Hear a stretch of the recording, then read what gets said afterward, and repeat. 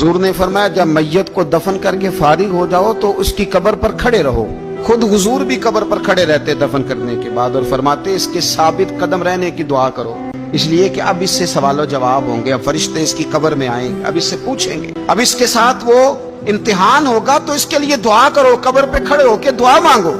एक हदीस में फरमाया कि इतनी देर दुआ मांगो, इतनी देर दुआ मांगो कि जितनी देर ऊंट ज़िबा करके खाल उतार के गोश्त बना के, ऊंट ज़िबा करना सबसे ज्यादा मुश्किल है, ऊंट ज़िबा करके खाल उतार के गोश्त बना के बांट देते हो, इतनी देर मरने वाले की कब्र पे खड़े रह के दुआ मांगा करो, क्योंकि अब फरिश्ते आएंगे, सवालो जवाब होगा। मुसन्नफ अब्दुल रज़ाक में हदीस है कि एक बंदे को सिर्फ एक कोड़ा मारा गया था कब्र में, तो उसकी सारी कब्र में आग भड़क उठी। तो पूछता है कि ये एक कोड़ा मुझे क्यों मारा गया? तो उन्होंने कहा एक वजह तो ये थी कि तू पाकी पलीदी का ख्याल नहीं करता था, और दूसरी वजह ये थी कि एक दफा एक मजलूम ने तुझसे कहा था मेरी मदद कर, और तू मदद करने पे कादिर था, तेरे अंदर हिम्मत थी, पर तू उसकी मदद के लिए तैयार नहीं हुआ। वो हमारा मशहूर फिक्र है ना कि सानू की लगे पराई लड़ाई पुराई आग नू असी घर क्यों ले आइए। तो वो जो हमारा खास मामला है ना कि किसी की मदद नहीं करनी, वो हमें खराब करती है, हमारे हालात बिगड़ जाते हैं। मदद करने पे कादिर होते हैं पर किसी मजलूम की मदद, एक कोड़ा लगा तो पूरी कब्र में आग भड़क उठी।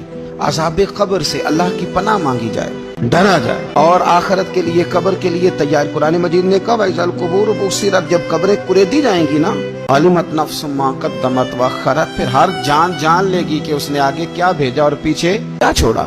मेरे अजीज, अपनी कब्र के लिए अपनी आखिरत के लिए फिक्र करें, तैयारी करें।